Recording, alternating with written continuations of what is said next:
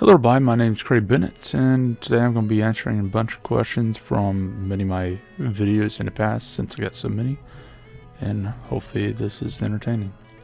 So the first question comes in from a video, How Cops Investigate Data on Your Computer, a digital forensic video, and the question is, what happens when you come across a encrypted device?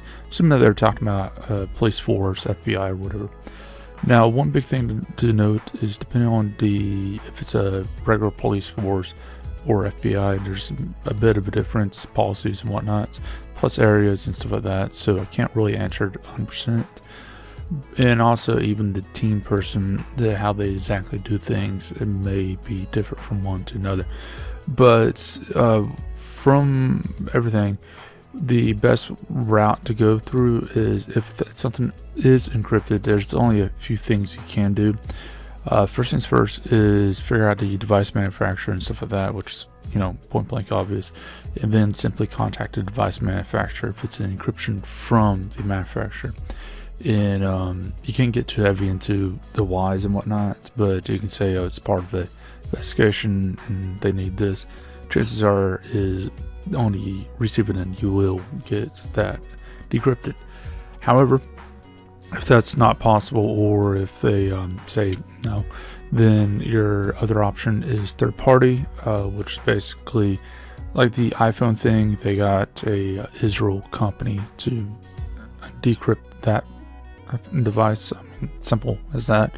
So it's a third party instead of going through Apple, because Apple is denying they went through Israel. That happens more than not. Basically how that happens is the third party will give a tool to decrypt. So it's not, oh, I'm sending you the device so you decrypt. No, they send a tool.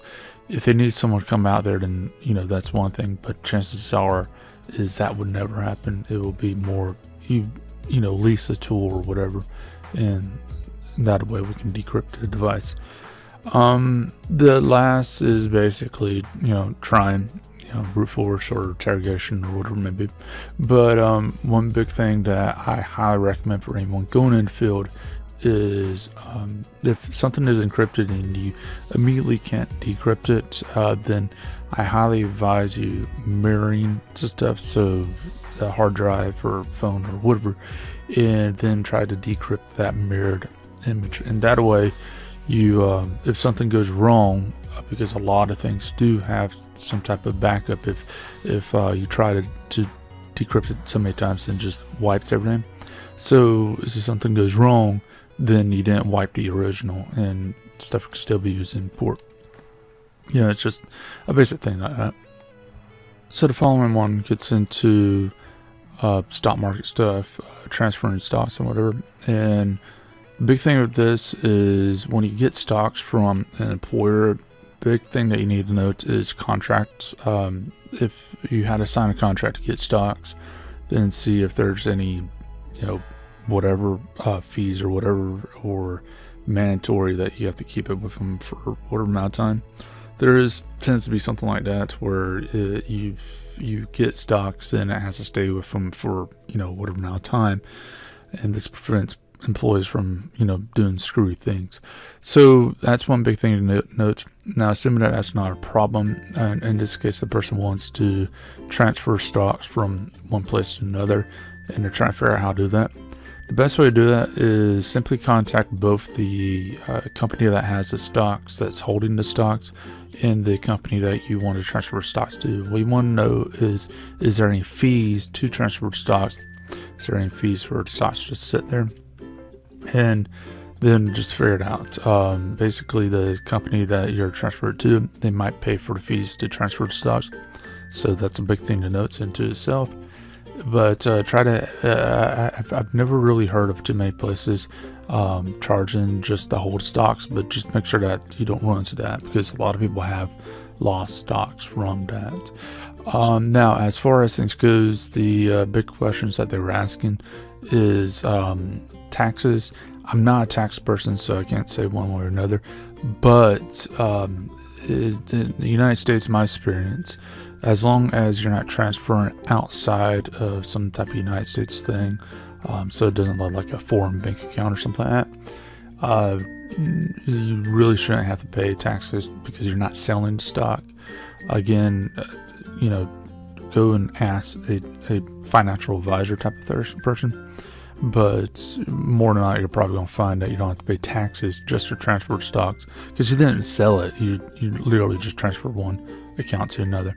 And if you transfer offshore accounts, then that would count because it looks like you're transferring money away from the country. But just take a look at that, and before you do anything, just talk to a financial advisor. Now, the last thing is ratio. Should you leave money behind? So, big thing with that is no. The fact of the matter is a lot of people don't know this, but unless if the money, like say for example, you throw money on the table right now and just left it there for 10 years. What the fact of the matter is let's just say it's $100. The $100 actually devalued over that 10 years, even though it just literally just sat there and did nothing. The fact of the matter is purchasing power requires more money, about 4% per year. So if your money is not making 4% on itself every year at minimum, then it's not exact 4%, but it might be 2 or 3% some years, but still, if it's not making say 4% per year, then basically you're losing money, you're losing purchasing power. Basically, take a look at soda costs from 1990, 1995, 2000, 2005, and now, and you'll find out very quickly that things went from like about 50% to somewhere between 50 cents and $1 to $1 to $1.50 now in some locations, and that's dramatic, obviously well beyond 4%. But that's a perfect example because the fact of the matter is you might have like $100,000, think, oh, I'm going to buy a house or whatever. In reality, no, because you let it sit there and it lost money, not money going out, but just devalued in the purchasing power. Well, the fact of the matter is you're into that problem. So I would not advise you just to keep money in a location just to keep money. If it doesn't cost you anything to transfer it, or if those fees will be waived, then transfer it and do whatever you need to do with it. But the other thing is security. Multiple places means less secure. Last thing is transfer money or transfer stocks. I'm thinking they're asking, should they liquidate stocks to transfer stuff? This is a hit or miss. This depends on the last things. If there's fees and whatnot, then maybe it's worthwhile. But if you could just transfer the stocks itself, then why not, type of thing. Again, take a look and see if it keeps up with the purchasing power, because it might be worthwhile liquidating stocks anyways, because the company, the stocks don't make enough to offset, and you can make more money in other locations, investing in other ways. Now I'm going to be doing a back-to-back question because they're very similar. How long would an Android phone keep deleted text messages, Snapchat messages, and stuff like that? And the other one, which is something about how to completely delete SMS messages, text messages. Well, the fact of the matter is you're running into an issue where the fact of the matter is as long as that phone actually did not write over, then it's there, it's permanent. Obviously there's something that a lot of people don't know is hard drives, regular hard drives, they are less susceptible to this. It still happens, but solid state drives, over a period of time, I can't say exact, like, okay, it's 5 years, 10 years, 50 years, but over a period of time, I can't say how long, because it depends on the manufacturer and the build quality and whatnot. The data will be lost due to time. It's kind of a weird thing, but yes, that does happen. But aside from that, because it could be 500 years depending on the manufacturer, because we're not worried about that, how do you remove the data altogether? Well, the fact of the matter is one, if the data is on some type of server, you're not going to do that. So let's take a look at text message, SMS. Your phone carrier themselves can actually keep an entire log of all text messages and calls for infinity. It's not really that hard to keep a backup of text wise. And some of them, in fact, most of them do up to, a certain amount of time. Might be a year, might be 3 years. So that's something to note. And that's something that you might need to ask, but note that they can change policies and say, oh, right now, today, it's only for 10 days. We're going to keep stuff. And then tomorrow they come out with a policy and it says until the sun dies type of thing. So that's a big thing to note is, the cell phone company and Facebook and whatever, they might have stuff already on their servers. So if you're thinking about doing something, then just note that. Now, if it's going to be local, all on the phone itself, a way to get around a lot of this is, let's just say that you're doing something shady. This is something that happens a lot. I'm not encouraging it, but I'm just saying that this is something that does happen. Basically, what some do is they have all this stuff stored on a micro SD card onto the phone. The reason why they do this is if you are being investigated, it is illegal to destroy or modify the stuff. However, if you have a feeling that you're about to be investigated, just like, say, for example, if you're a criminal, have a feeling that, this card's following me, let's have our guys throw out whatever and, keep us from going to jail type of situation. Well, the thing is at that point, it's all fair game. You can destroy stuff and do whatever. But your chances are you're going to be wrong and you just destroy stuff for no reason at all. So just know that there is a lot of that. And also note again, if you know you are being investigated, then it's illegal to destroy the stuff. At least from what everybody told me. I'm not a lawyer, but from what everything's told me, yes, that is the case. So just note that. Again, the big thing is how deletions work is things are earmarked, and that way the system will write over it. If there is enough of it there, it can be recovered. So just note that. And there's no real way of saying, I want you to write over whatever. You can do it in some aspects. Like AVAS has like a shredder thing. There's a few other things out there, but basically it just writes over and over until it's completely gone. But with a solid state or a micro SD card or something like that, it really doesn't work as well, and there's a limited amount of writes and whatever. You can kill the thing. You might as well just make it a removable thing like a flash drive or a micro SD card, and that way you can throw it away fairly easily. This actually happens a lot in the spook world. Now, as far as the next question, it's very simple. It's something that happens a lot. Is there math in coding? And the answer to that is not really. There's basic algebra like addition, subtraction, stuff like that, but it's not necessarily like 1 + 1 type of thing. Basically, what you need to know is that there is addition, and what does addition do. So say, for example, if you got a email form and you got a bunch of clients, you're going to send them out an email.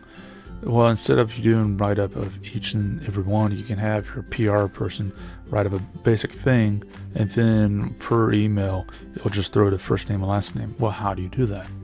On the somewhere where you got your client's information, chances are it's got first name, last name, and a number of things. Well, for the first name box, you type in like X and last name's Y. So what happens is in the code, it is first name plus space last name. If you don't add a space, then it merges into one thing. But first name plus space last name, and that way it does X plus Y, X plus or X space Y. So that's as much as really it gets into. You do some subtraction and things like that. Unless you get into like AutoCAD or gaming or something like that, you're not really going to see a lot of math in that way. Gaming, you're going to see a lot more calculus type of stuff, stuff like that. Obviously, AutoCAD engineering software, you're going to see stuff. But 99% of coding jobs out there, you're not going to see much more math than what I just described.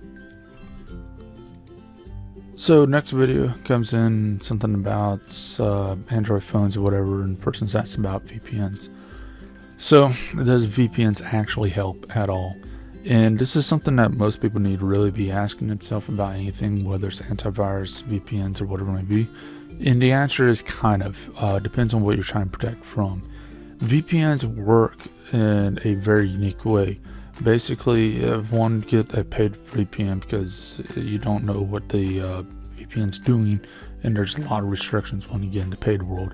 But a VPN, it's good to block man-in-the-middle attacks, things like that. Because basically what a VPN does is, if there's attack on the actual devices, so if a hacker has their hands on the actual computer that's being messed with, or if they're able to get you to download something or whatever, it does not protect you at all from that.